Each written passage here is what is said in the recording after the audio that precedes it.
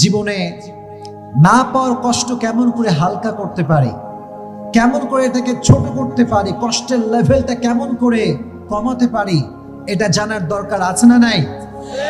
মানুষের জীবনের সবচেয়ে বড় তিতা সত্য কথা হচ্ছে যে মানুষ এটা খুব সহজে পেয়ে যায়, এটার মূল্যায়ন সে করতে চায় না।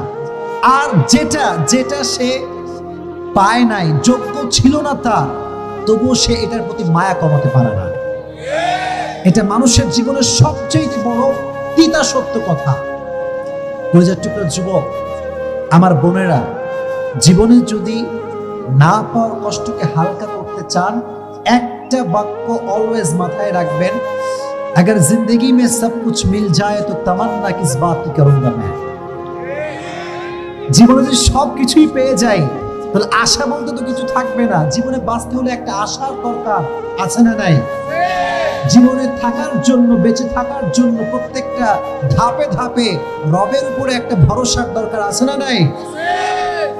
আজ থেকে জীবনের সমস্ত না পাওয়া জিনিসগুলোকে আল্লাহর উপরে ভরসা করে ছেড়ে দিবেন। আল্লাহকে বলবেন, আল্লাহ, আমার জীবনে যা আমি পেয়েছি তুমি সব দিয়েছো, আর যা পাইনি তাও তো না দেওয়ার মালিক একজন, তিনি কে? এই পৃথিবীতে হাজারো মানুষের আপন মানুষ হারিয়ে গিয়েছে, হাজারো মানুষের প্রিয় মানুষ হারিয়ে গিয়েছে, প্রিয় জিনিস হারিয়ে গিয়েছে।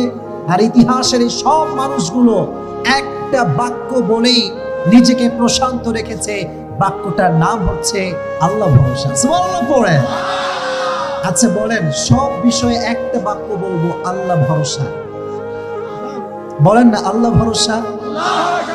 এই কথা যে বারবার বলতে পারবে যে আল্লাহ ভরসা, আল্লাহ ভরসা, আল্লাহ বলে, বান্দা তুই যদি বলতে পারিস, ওয়া মান ইয়াতাওয়াক্কাল আলাল্লাহি ফাহুয়া হাসবু, whoever trusts in Allah, Allah is sufficient for him।